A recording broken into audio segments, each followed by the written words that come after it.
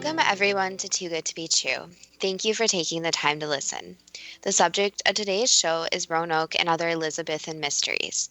Before we start getting into details, let's just briefly talk about psychic insight and how we apply it. We choose a subject, then research the background, and based on that research, we determine what we think needs to be explained by creating a series of questions. Then Justina provides psychic insight to answer those questions. The psychic insight is narrated towards the end of the show. Accepting the psychic insight is a question of individual belief. Now let's go through the disclaimers. Here are the disclaimers.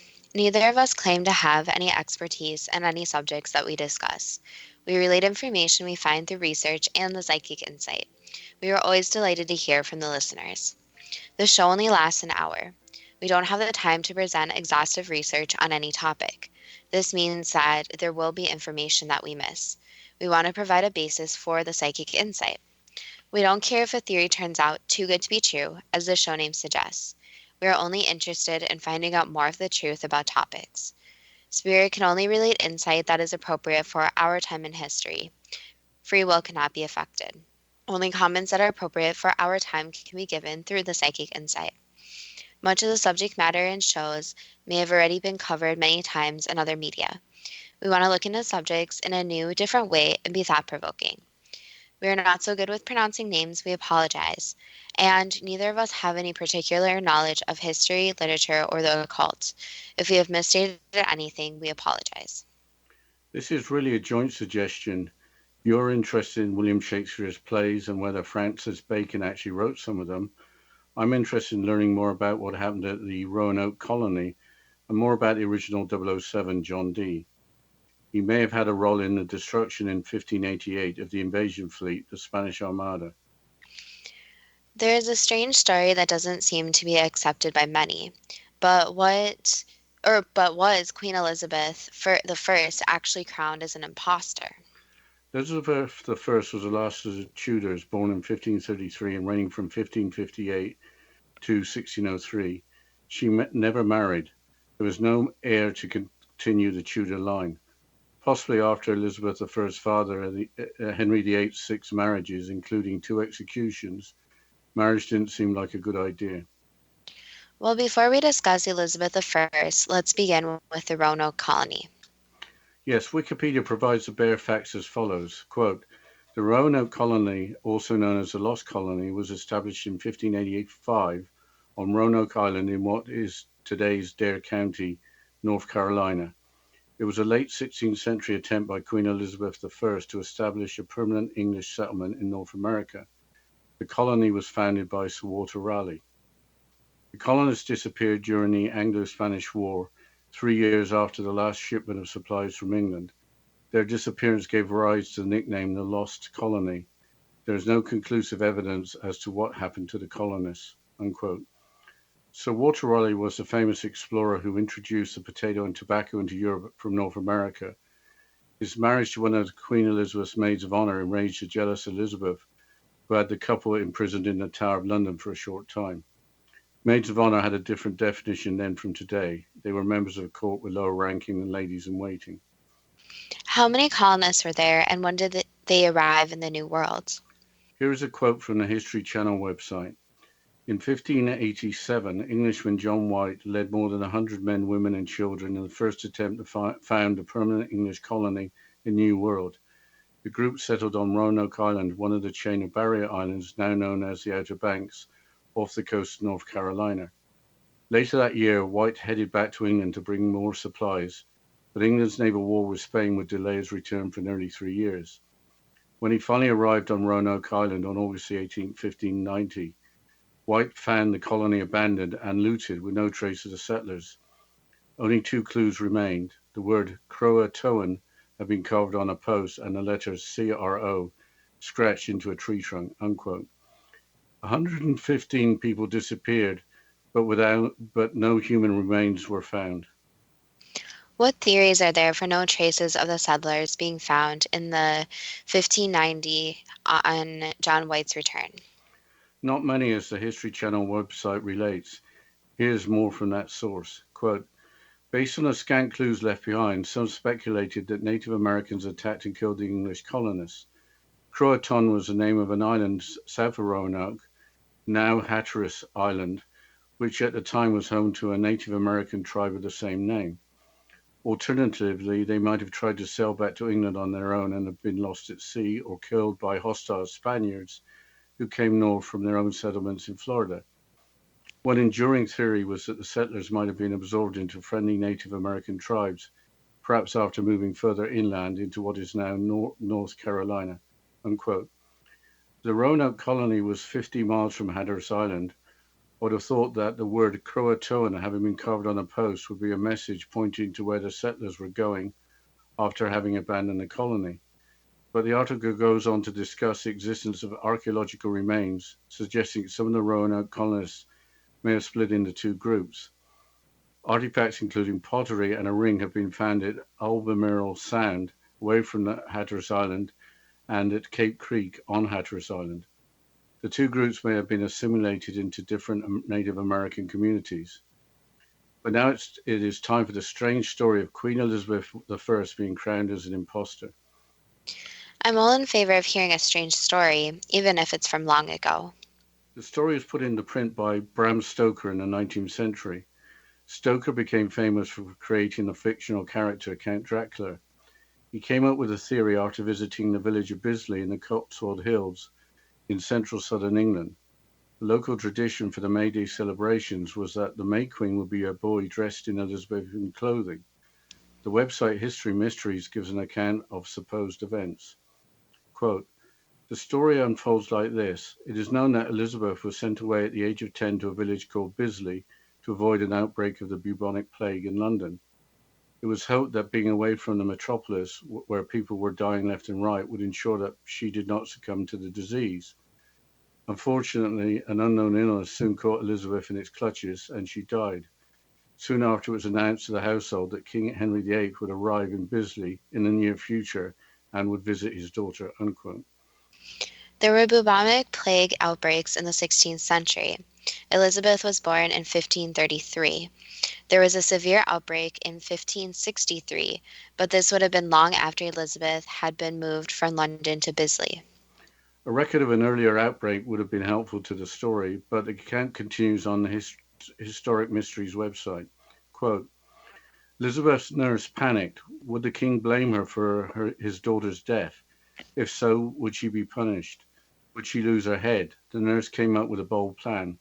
Bury Elizabeth secretly and find a local girl who closely resembled Elizabeth and present the impostor to the king as his daughter. She quickly searched Bisley for a 10-year-old girl with a fair complexion and, most importantly, red hair similar to Elizabeth's, but none were found.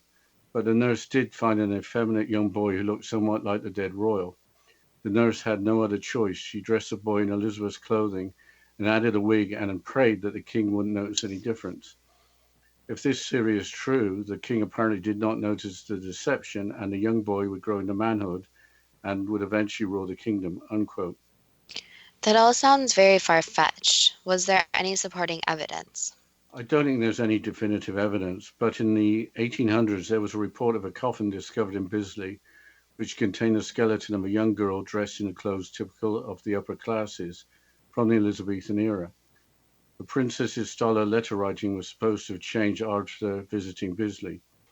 Also, Elizabeth made her doctors swear not to perform an autopsy after her death. On the other hand, it is hard to believe that Henry VIII would not have noticed an impostor. What did Elizabeth look like in portraits? She had an oval face like her mother Anne Boleyn and doesn't look that masculine.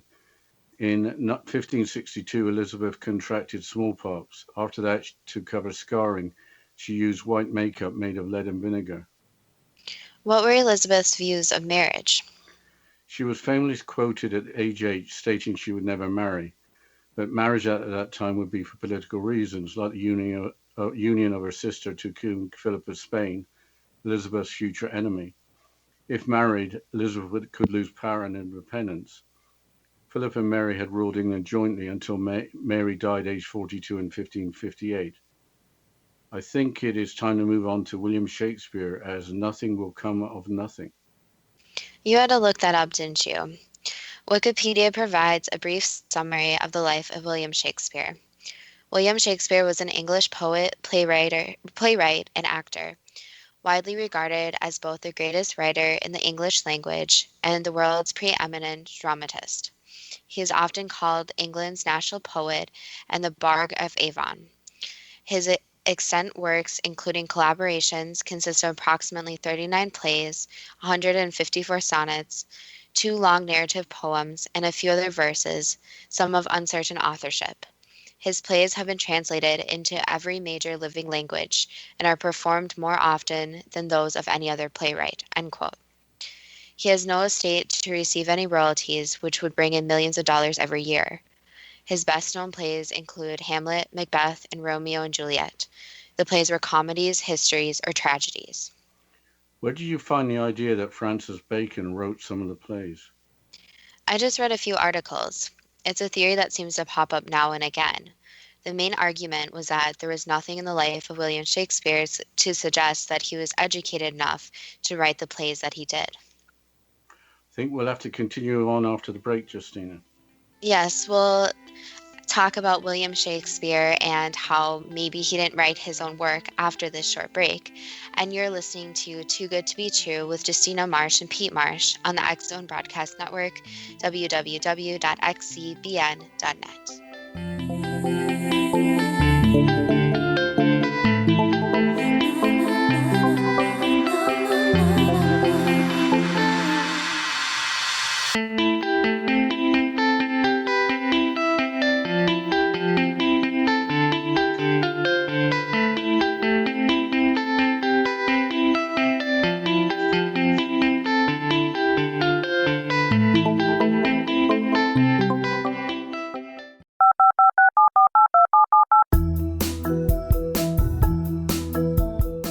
Did you know that when you're on the road with limited data or Wi-Fi, you can still listen to the X Zone Radio Show with Rob McConnell, The Science of Magic with Gwilda Wiyaka, X-1, Dimension X, Space Patrol, and every minute of the X Zone Broadcast Network by calling 213-401-0080, courtesy of Audio Now. No smartphone, app, or internet needed. It saves your data plan and it's free if you have unlimited minutes. Call 213-401-0080 to listen on any phone, anytime, anywhere. Remember 213-401-0080 for the best of the paranormal, parapsychology, and sci-fi radio programming anywhere, 24/7, 365.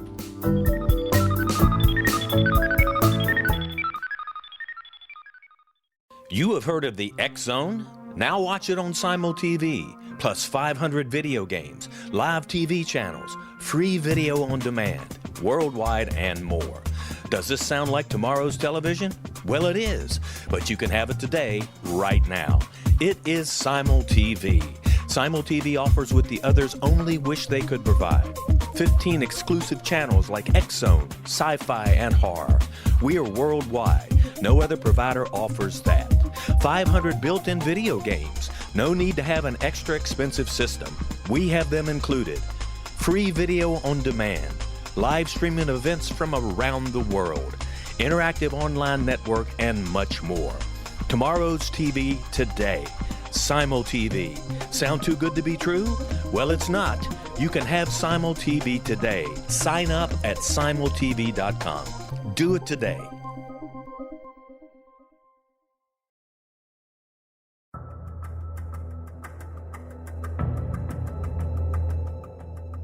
Modern Esoteric, Beyond Our Senses by Brad Olson, consummates the lifeology story about where humanity originates.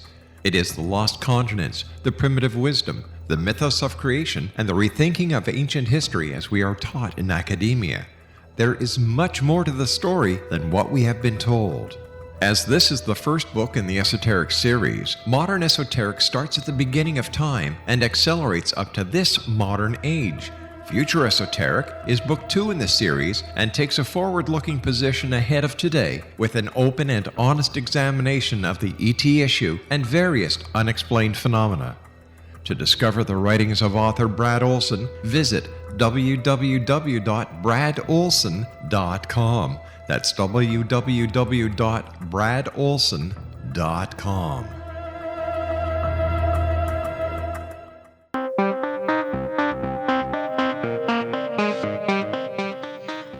back to Too Good to Be True. And before the break, we were just discussing William Shakespeare and the theory that seems to pop up once in a while that William Shakespeare didn't actually write all his work.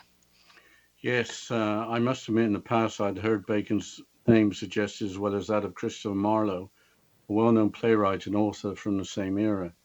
Famous American author and humorist Mark Twain was outspoken about Shakespeare not being a real author. Twain was factual in that little is known about Shakespeare's life, which is strange given all his fame. He also pointed out that the true author must have understood the law and could have only been a veteran of the legal profession. Let's look again at Shakespeare's life, but from another source. Here is part of Shakespeare's bio from Biography Online, and I quote, William Shakespeare was born in Stratford-upon-Avon on the 23rd of April, 1564. His father William was a successful local businessman, and his mother Mary was the daughter of a landowner. Relatively prosperous, it is likely the family paid for William's education, although there is no evidence he attended university. In 1582, William, aged only 18, married an older woman named Anne Hathaway. They had 3 children, Susanna, Hamnet, and Juliet. Their only son, Hamnet, died aged just 11. After his marriage, information about the life of Shakespeare is sketchy, but it seems he spent most of his time in London, writing and acting in his plays. Due to some well-timed investments, Shakespeare was able to secure a firm financial background, leaving time for writing and acting. End quote. There obviously isn't much detail. Shakespeare was part of the play company The King's Men, who built the famous Globe Theatre in London, where many of Shakespeare's plays were first performed. As a possible alternative author, the same article provides the name Edward de Vere, the 17th Earl of Oxford. There seems to be no shortage of possible alternative authors. Didn't Sir Francis Bacon have a very high profile during his lifetime, but not as an author? Yes, he did. Here's a brief bio from Wikipedia. Francis Bacon, 1st Viscount St. Alban, was an English philosopher, statesman, scientist, jurist, orator, and author. He served both as Attorney General and as the Lord Chancellor of England. After his death, he remained extremely influential through his works, especially as philosophical advocate and practitioner of the scientific method during the scientific revolution. End quote. He died after contracting pneumonia following his investigation into the preservation of food by freezing it. Being appointed Lord Chancellor of England meant that he was at the pinnacle of the legal profession, as he was responsible for the running of the entire national legal system. That would fit in with Mark Twain's profile of the playwright, but Mark Twain wasn't convinced that Bacon was the true author. With high office along with being involved in science, how would Sir Francis Bacon find time to write 39 plays, plus all the other literary works attributed to Shakespeare? I would suggest examining the evidence, but there only appears to be conjecture. The website Today Ticks summarizes the arguments for the 3 candidates that we have mentioned. Let's start with Sir Francis Bacon. According to today's Ticks, the case for Bacon is as follows. There are lots of small and large similarities in Bacon's published works and Shakespeare's plays. Bacon was well educated, head of a literary society, and traveled often, all subjects that are in Shakespeare's plays. Bacon knew the science of ciphers, and experts believe they have decoded clues in the plays and elsewhere that point to Bacon as the real author. Next, there is Christopher Marlowe. According to the same website, the case is as follows, but I'm going to paraphrase. Specific words and phrases are common in both Shakespeare's and Marlowe's works. Marlowe officially died in a bar fight, but he may have faked his own death to continue writing in secret. In 2016, information scientists at the University of Pennsylvania conducted computer analysis and concluded that all 3 Henry IV plays contain language written by another author, with Christopher Marlowe as statistically the likeliest candidate. The researchers are certain that Shakespeare didn't write the Henry IV plays as the sole author. Now let's move on to Edward de Vere. From Today Ticks, here's the case for Edward de Vere, 17th Earl of Oxford. Oxford was known by others for his beautiful poetry. The 17th Earl of Oxford traveled often, ran into pirates, and had wild experiences, many of which were depicted in Shakespeare's works. All the royals and elite audience members that were invited to Shakespeare's plays were all close friends of the Earl. De Vere's Bible was marked with passages, a large portion of which ended up in Shakespeare plays as references. The conflicting evidence that the De Vere died before all of Shakespeare's plays were finished is explained by plays having incorrect dates. There's also the theory that the works of Shakespeare were created by multiple authors rather than one individual pretending to be Shakespeare. There's the theory that those involved were in a secret society. But if there were a group of authors writing under the name of William Shakespeare, there might have to be a secret organization to pull it all off. On the subject of secrets, it's time to move on to the first 007, John Dee. In the tavern, did he drink his ale shaken, not stirred? Very funny. He might have had a hot poker put in it to warm it up as mulled ale. I looked for a description of John Dee, and he must have been some sort of genius as well as spy. The John Dee Society dedicated website, johnd.org, summarizes his accomplishments. Some of them are as follows, with paraphrasing. He was visionary of the late British Empire, developing a plan for the British Navy. The first to apply Euclidean geometry to navigation, built instruments, trained navigation, and developed maps. Was able to converse with angels, being told that Britain would have an empire. Philosopher and astrologer to Queen Elizabeth. Founder of the Rosicrucian Order. Was an alchemist, adept in the esoteric, the occult, and apparently in magic. Commissioned by Queen Elizabeth to establish a legal foundation for colonization of North America. Creator of the largest library in England with over 4,000 books, and the originator of a hex to wreck the Spanish Armada, which we'll talk about in a few minutes. Euclidean geometry is a type of geometry modern math students are familiar with. Apparently in Shakespearean plays, the character Prospero from The Tempest and the character King Lear from the play of that name are based on John Dee.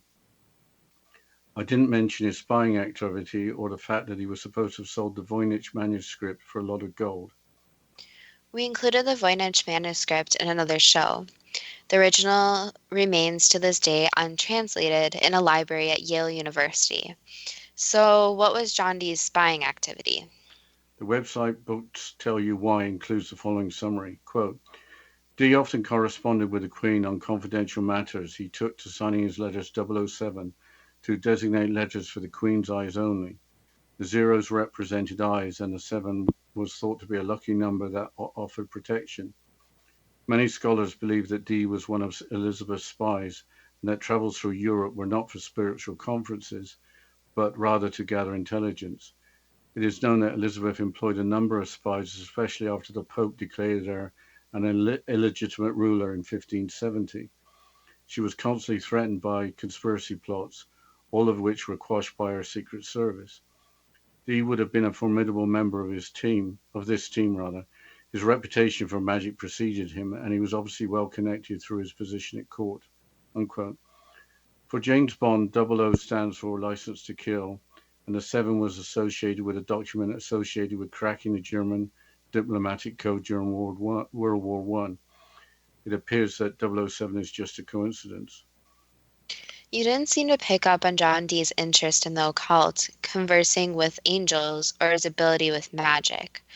What are the occult and magic? Like Euclidean geometry, they can be difficult to explain. The occult is supernatural, mystical, or magical beliefs, practices, or phenomena. It looks like magic is part of that occult, but the magic referred to is not like a stage magician pulling a rabbit out of a hat. Wikipedia explains Dee's magic as follows as Enochian magic. Quote, Enochian magic is a system of ceremonial magic based on the evocation and commanding of various spirits. It is based on the 16th century writings of Dr. John Dee and Edward Kelly, who claimed that their information, including the revealed Enochian language, was delivered to them directly by various angels. These journals contained the Enochian script and the tables of correspondences that accompany it. Dee and Kelly believed their visions gave them access to secrets contained within the Book of Enoch. Unquote. Edward Kelly was an occultist and self-declared spirit medium. He was also an alchemist who claimed to have the secret of turning lead into gold. It is claimed that he was able to make spirits or angels appear in an obsidian mirror highly valued by John Dee. The Enoch referred to as the grandfather of Noah. The Book of Enoch is not included in the Bible, but is referenced in it. In 1948, texts from the Book of Enoch were found among the Dead Sea Scrolls. What is a obsidian mirror? John Dee's obsidian mirror is in the British Museum in London. Here is a description from the website Northern Renaissance. Quote, not much bigger than any standard hand mirror, the artifact is circular with a hole bored handle at the top. Beautiful dark reflective black, it was forged from volcanic Mexican obsidian, which the Aztecs associated with their god Tezcatlipoca, lord of divination. This is a ritual object and its exact provenance is unknown. Provenance is another word for origin, and obsidian is naturally occurring volcanic glass. Well, after this short break, we'll have a little time left to discuss the Spanish Armada or the Spanish invasion fleet, but we'll have to continue after the short break.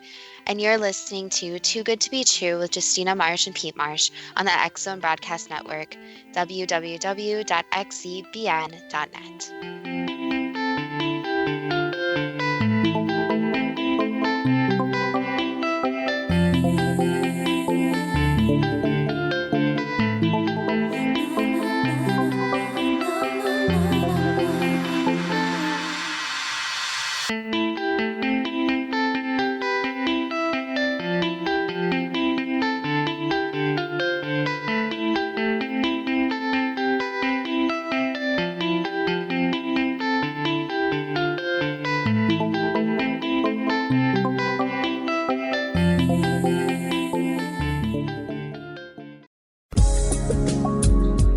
From our broadcast studios in Hamilton, Ontario, Canada, to the world and beyond, you're watching the X Zone Broadcast Network, www.xzbn.net.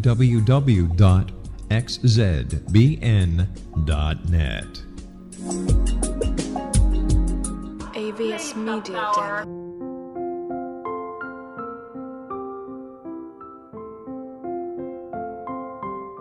I am Dr. Carl O'Helvey, founder, president of a new cancer foundation focusing on evidence-based physical, mental, and spiritual interventions, including natural cancer cures, prayer, meditation, affirmations, nutrition, and other related holistic cancer prevention and cure modalities.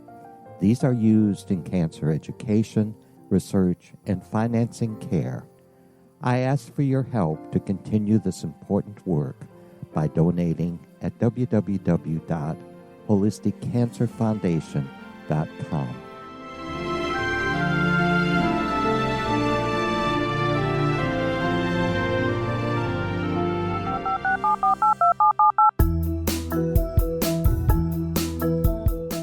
Did you know that when you're on the road with limited data or Wi-Fi, you can still listen to the X Zone Radio Show with Rob McConnell, The Science of Magic with Gwilda Wiyaka, X-1, Dimension X, Space Patrol, and every minute of the X Zone Broadcast Network by calling 213-401-0080, courtesy of Audio Now.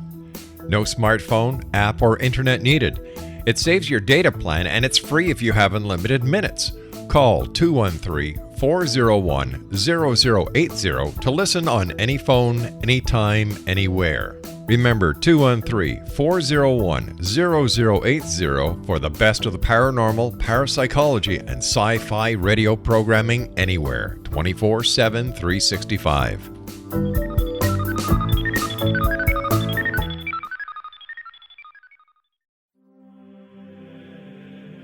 Rob McConnell here, presenting an overview for Nicholas Paul Jennings, author of a fascinating book, Amen. It presents facts revealed by Egyptologists, facts that enable us to understand why Amen is the beginning of creation of God. It provides recommendations for religious leaders of the major religions to unify their beliefs and teach the Word of God. Love one another. Amen informs people how mankind conceived God. It was the Egyptians that developed the concepts of a soul, a hereafter, and Son of God. And finally, after the worship of many gods, they conceived the belief in one universal God, the maker of all there is. For more information, visit www.futureofgodamen.com. That's www.futureofgodamen.com.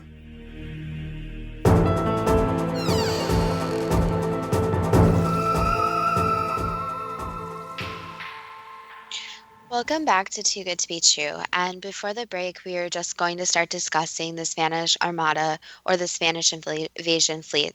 So, Dad, can you please start talking about this? Yes, the Armada was the largest military engagement of the undeclared Anglo-Spanish War from 1585 to 1604. Here's part of an article from the History Channel website. Quote, in May 1588, King Philip II dispatched the 130-ship Spanish Armada on a mission to guide an invasion force to the coast of England and topple the regime of Queen Elizabeth I. This great and most fortunate navy was one of the mightiest fleets ever assembled, but a combination of poor tactics, robust English resistance, and dismal weather ultimately doomed it to failure. By the time Philip's Invincible Armada finally limped back to Spain later that autumn, at least a third of its ships were lost and some 15,000 sailors had been killed. The article continues. The Armada was one of the largest fleets ever assembled for a single mission, but it was not intended to attack England on its own. The Spanish plan instead called for the Armada, sailing under the command of the Duke of Medina Sidonia, to travel to the Flemish coast and rendezvous with a 30,000 strong land army under the Duke of Parma, who would then act as a defensive escort and a supply convoy as Parma's troops crossed the English Channel on small barges and moved on to London. Unquote. The defending tactics included sending in fire ships into the Armada when they were anchored off Calais, France, scattering the Spanish ships, and the weather did the rest. So, some famous English weather helped prevent a Spanish invasion? Yes, some sources actually claim it was a hurricane, which is an unusual occurrence for Northern Europe. If I'm correct, the next storm that hit southern Britain, described as a hurricane, was in 1987. According to the website sirbacon.org, the extreme weather might have had some help from John Dee. Quote, when the Spanish Armada loomed over the English Channel, it was Dee, as the wise sage, who suggested to hold the course and be still. He had correctly anticipated the devastating storm would destroy the mighty Spanish fleet, and that it would be best to keep the English ships at bay. Some have suggested that it was Dee himself who conjured up that storm. Unquote. If that is true about John Dee, then he did possess some strange magical powers. But I wonder if events just unfolded as they were meant to. But why don't you ask the first question? Yes, I'll start with the Roanoke Colony. When John Wright returned in 1590, did the word Croatoans carved on a post and the letters CRO scratched into a tree trunk show that at least some of the colonists intended moving to Hatteras Island? Yes. Did the lack of human remains indicate that the settlers abandoned the colony? Most of them, yes, not all. Were the colonists starving when they abandoned the colony? And there were political debates going on too, so that was another factor. So there were disagreements as well as lack of food. Correct. So obviously when people are starving, they're more inclined to be emotional. And so there were the butting of heads also. So the colonists left voluntarily. They weren't abducted or tried to sail back to England. Is that correct? That's correct. Did the settlers split into two separate groups to relocate in different locations? Yes. Were the settlers absorbed into Native American communities? Some of them, yes, not all. Did the two groups go to the later archaeological finding sites at Albemarle Sound and at Cape Creek on Hatteras Island? For the most part, yes, while some of the settlers also decided to go off by themselves, so their remains would not be found in the same place. What was the reason for abandoning Roanoke? Was it to find food in better places? Yes, and more resources. So resources were getting scarce, including ones they needed for medicine, for basically their basic needs. So they decided to go off so they could not only find food, but also fulfill their other basic needs. What happened to the settlers that weren't absorbed into Native American communities? A lot of them basically wandered to other places. So they either joined other groups or they ended up just being by themselves where they didn't last very long like that. What led up to the settlers leaving Roanoke? Was there a complete falling out and breakdown of any organization? Complete breakdown of any organization. So basically, there were a lot of people who wanted to lead and thought they had good ideas, and that led to a lot of conflict. Did this arise because they expected to be resupplied? Yes, So they felt that they had been abandoned. correct. And they did not have all the skills to hunt and gather their own food, so they were not trained properly like they should have. How many of the 115 survived to be assimilated into local communities? Only about half. Are there descendants of some of the settlers living today? Yes, obviously some family lines stopped because of families dying off for different causes, but yes, there would be some descendants still. What can we learn from the experience at Roanoke? Basically, that groups of people will have conflicts, and it's very important to have one designated leader. And the problem is that leadership has to be very stern and resourceful, especially in a situation as stressful as they were put into. And also, in any survival situation, basic survival skills need to be taught to everyone. So, even the women, children, everyone needs to learn survival skills, since you never know when they are going to come in handy. But a situation like they incurred would be very different today since there's so much technology, so many different places settled. So it'd be very rare for a situation like that to occur again. So the people today should consider themselves very lucky since food, shelter, the basic needs are widely available. Changing subjects to Elizabeth I, was the young Elizabeth sent away to the village of Bisley to avoid an outbreak of bubonic plague? Yes, basically for quarantine. Did the 10-year-old Elizabeth die of an unknown disease while at Bisley? Yes, That was not an answer I had expected. Did Henry VIII arrive at the village soon after? yes, Was the dead princess replaced by a boy of similar age and appearance? yes. Why didn't Henry VIII notice the deception? He did, but things were kept under wraps. Did Henry VIII go along with it because he wanted to keep the House of Tudor going? Yes, and also because basically he was told to and he had to follow orders. Who was giving the orders? People in the background that wanted to make sure the public relations was the same as before. So you can think of them kind of what we think of today as PR people, or people who are working with the public to put on a very wholesome and leadership front. So they were in charge of making sure that everything seemed very much normal. So it's a bit like the royal family in Britain today. They put on a good image. Correct. 2 years before going to Bisley, why did the 8-year-old Princess Elizabeth announce that she would never marry? Because she didn't want to. Those were her true feelings. Was there a coffin discovered in Bisley in the 1800s that contained the remains of a young girl in Elizabethan era clothes? Yes. Who did the remains belong to? Elizabeth. Why was Elizabeth's apparent impostor enraged when Walter Raleigh married one of the maids of honor? Was it for reasons other than jealousy? No, just basically jealousy. So even as a male, the monarch was jealous. Yes. Did Princess or Queen Elizabeth survive the disease of smallpox? Yes. There are portraits of Elizabeth that make her look like her mother, Anne Boleyn, and make her look female. Were the portrait painters asked to make her look a certain way? Not exactly. The replacement looked not exactly like her, but very similar. So that goes back to that males can have very feminine features.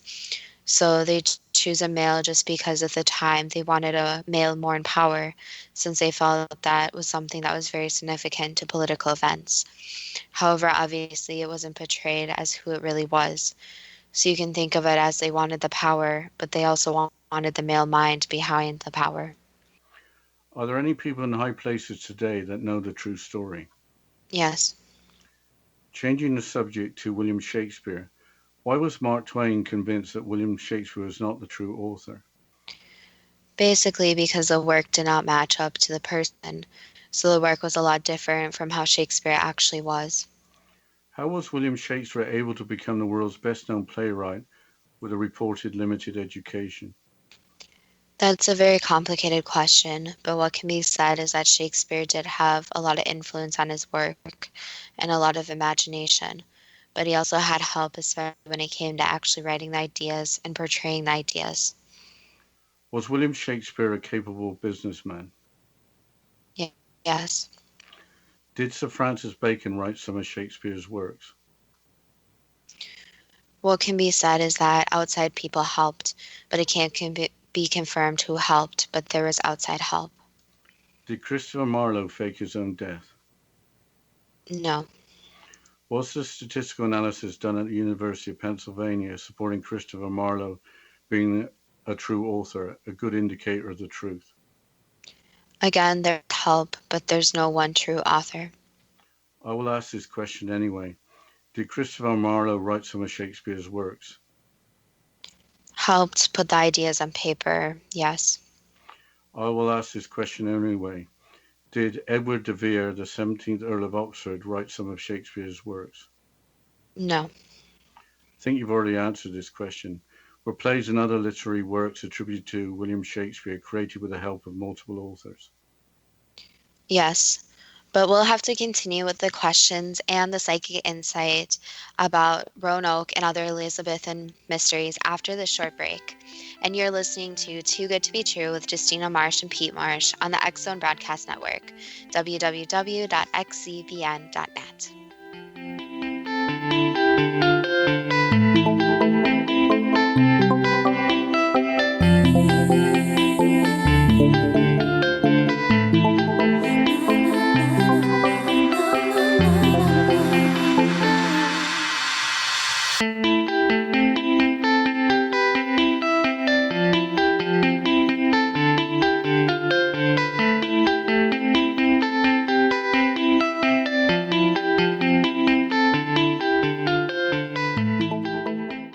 You have heard of the X Zone? Now watch it on Simul TV, plus 500 video games, live TV channels, free video on demand, worldwide, and more. Does this sound like tomorrow's television? Well, it is, but you can have it today, right now. It is Simul TV.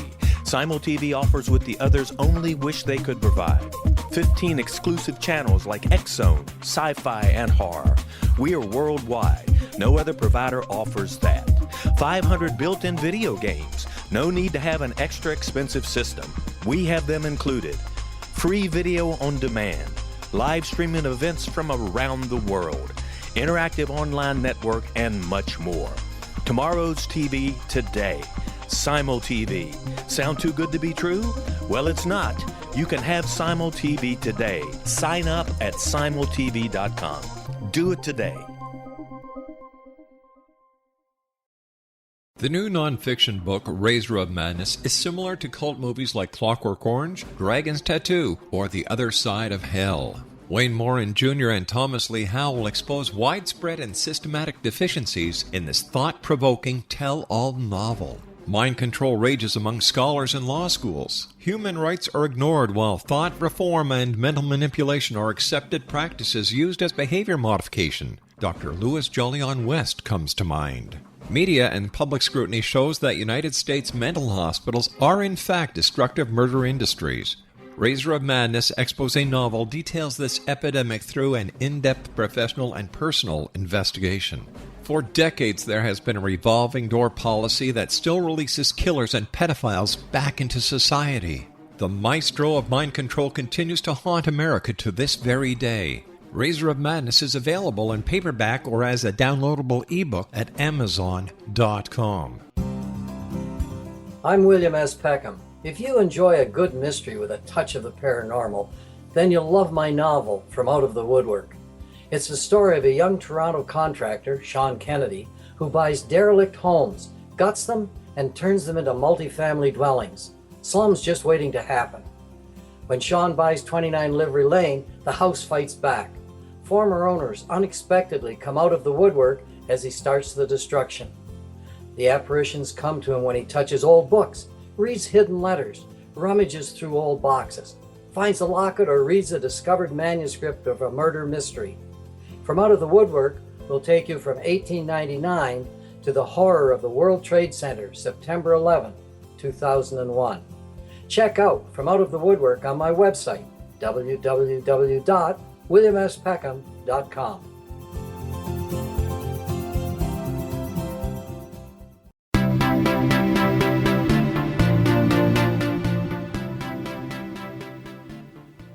Welcome back to Too Good to Be True. And before the break, we were going through the questions and the psychic insight about Roanoke and other Elizabethan mysteries. So, Dad, can you please continue with the questions?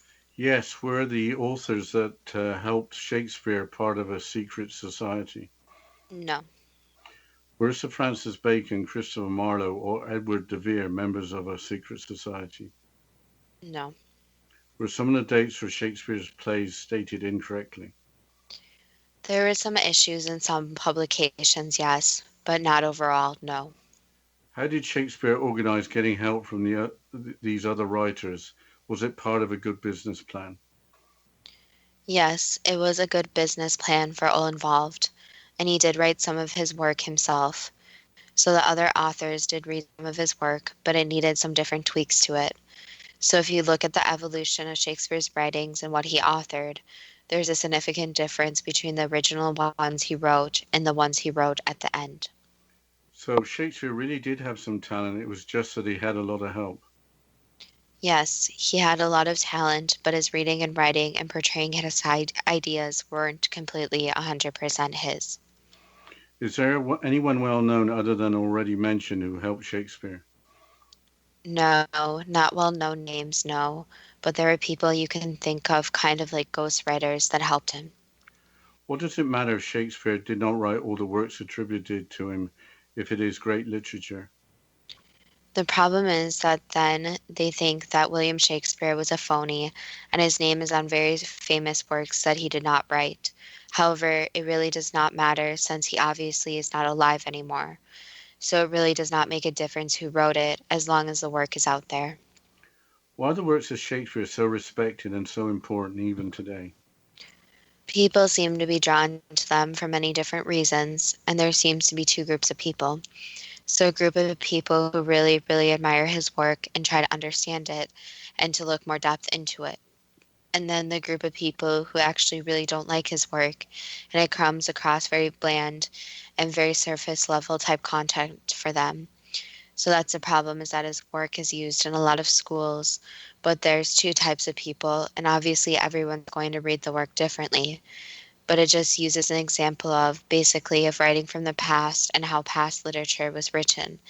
And then there's also obviously the aspect of the plays too. Changing the subject to Dr. John Dee, did he help plan the future of the British Navy? Yes and no, not completely, but he had his own ideas, yes. Were John Dee's mathematical skills applied to developing navigational instruments, and to creating maps? Along with others, yes. Was John Dee able to converse with angels, being told that Britain would have an empire? Not really angels, but you could say the spirit world, yes. Was John Dee a philosopher, also astrologer to Queen Elizabeth, as well as founder of the Rosicrucian order? In part of his life, yes. Did John Dee realize that Queen Elizabeth was actually an impostor? No. Was John Dee an alchemist, adept in the esoteric, the occult, and apparently in magic? Not exactly. He wouldn't really be called an alchemist, but more someone who dabbled in different worship and ritual techniques. Was John Dee commissioned by Queen Elizabeth to establish a legal foundation for colonizing North America? No. Was John Dee creator of the largest library in England with over 4,000 books, or being an owner at one time of the Voynich manuscript? Yes. Is that yes to both? Yes. Was John Dee a spy working for Queen Elizabeth? Not really a spy, no. Was Queen Elizabeth threatened by plots against her life, which were prevented by her Secret Service? Yes. Was the choice of 007 for the code number of the fictional spy James Bond just a coincidence? Yes. Is there such a thing as Enochian magic? In some people's minds, yes, but not in physical terms. It does not work. Was Edward Kelly a spiritual medium and alchemist? Yes. Was Edward Kelly able to make spirits or angels appear in John Dee's obsidian mirror? No. Was John Dee's obsidian mirror of any use at all? It was special since it was made out of obsidian and was called that, but the obsidian of today is different. So that's where it gets complicated, since alchemists, if you would want to call them that back then, only had a limited knowledge of elements and how different properties of different elements work. And also, no one can really make a spirit appear since spirits have free will, so they will appear when they want to, not when you call them. Was Edward Kelly or John Dee capable of practicing a form of magic? You could call it magic, yes. So that is making things happen by paranormal means. Yes, but theirs was more dark paranormal means. So they were involved in spirits that were not the most positive. Yes, you could think of it as summoning them, such as using a Ouija board, but a very old, not exactly technique of summoning spirits. Where did John Dee get his obsidian mirror from? He made it. Did he get the raw material from Mexico? Yes. Changing subjects a little bit to the Spanish Armada, why did King Philip of Spain think it was so important to invade Britain? That was just the plan, and Britain was very intriguing at the time, especially with who was ruling and how much power they had. Was the bad weather that helped destroy the Spanish Armada actually a hurricane? Yes. Why did the British Navy stay in port when the Spanish Armada was sighted? Was it based on the advice of John Dee?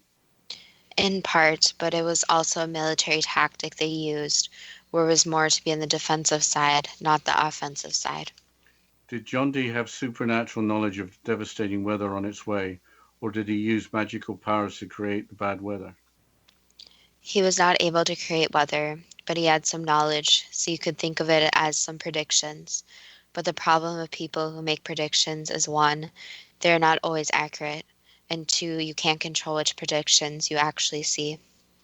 Was it not in the future that Spain was going to conquer Britain?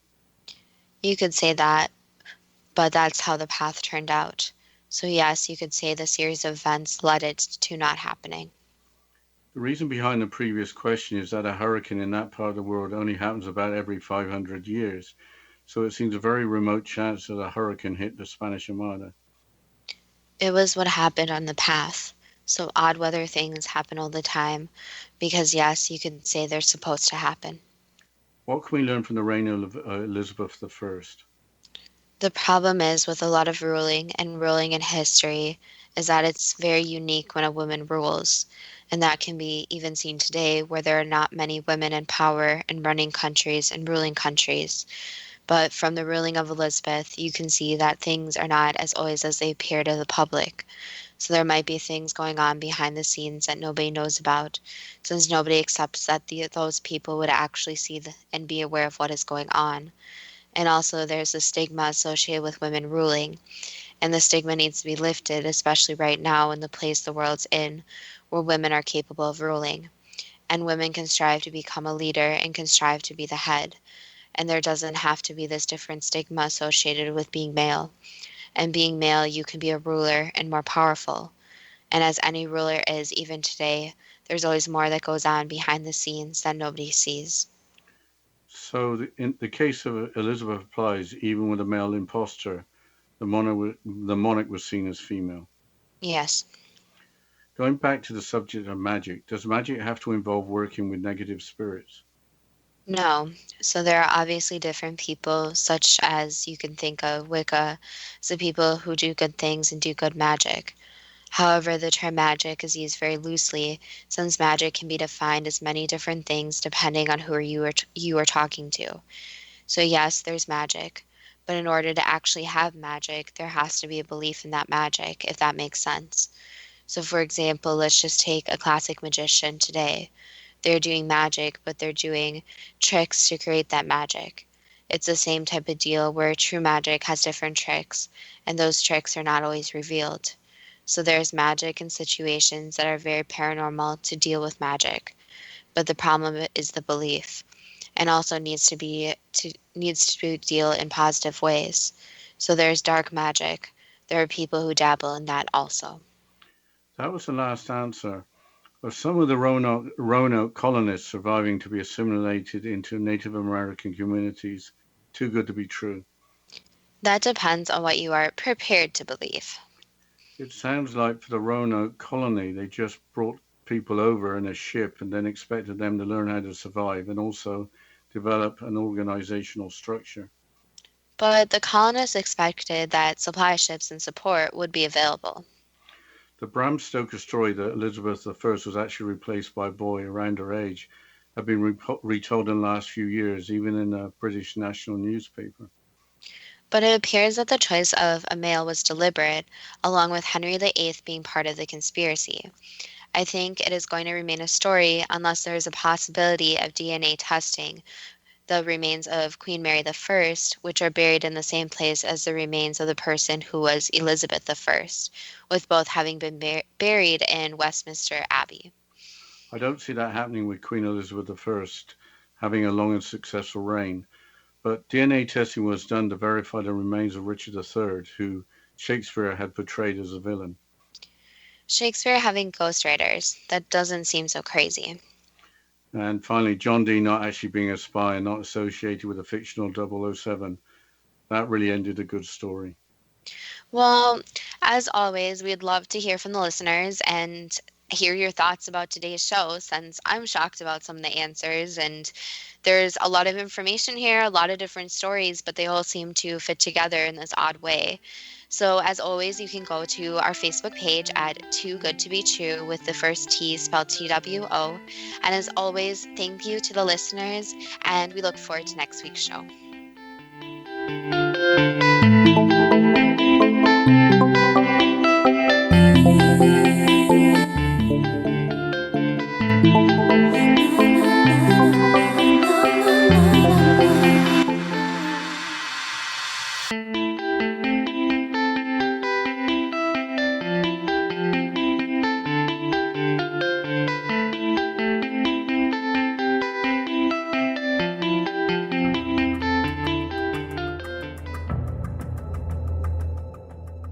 Modern Esoteric, Beyond Our Senses by Brad Olson, consummates the lifeology story about where humanity originates. It is the lost continents, the primitive wisdom, the mythos of creation, and the rethinking of ancient history as we are taught in academia. There is much more to the story than what we have been told. As this is the first book in the Esoteric series, Modern Esoteric starts at the beginning of time and accelerates up to this modern age. Future Esoteric is book 2 in the series and takes a forward-looking position ahead of today with an open and honest examination of the ET issue and various unexplained phenomena. To discover the writings of author Brad Olson, visit www.bradolson.com. That's www.bradolson.com.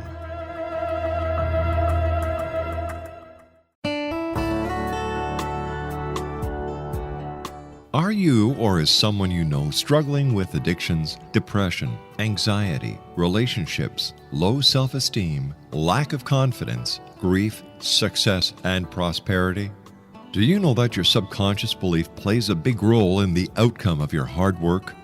We can help you permanently change the beliefs that may be the reason for your struggles and failures. We care about getting you the return on your investment and the results you are looking for.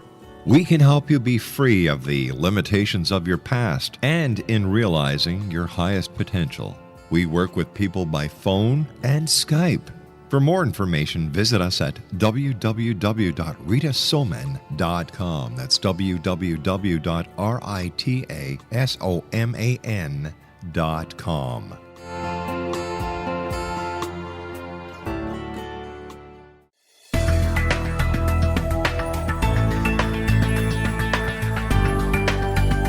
Do you think you have energy problems in your home? Do you feel better when you're away than when you're home? Joey Korn is a global leader in the world of dowsing who specializes in personal energy clearing and space clearing. He can help you create an ideal energy environment in your home no matter where you live in the world. Learn about his remote spiritual house cleaning services and much more at www.dowsers.com. You can get Joey's book, Dowsing, A Path to Enlightenment, as well as other dowsing books and tools, Kabbalah books, and Walter Russell books. Joey's work is really amazing. Go to dowsers.com right now. That's DOWSERS.com or call 1-877-DOWSING. That's 1-877-369-7464.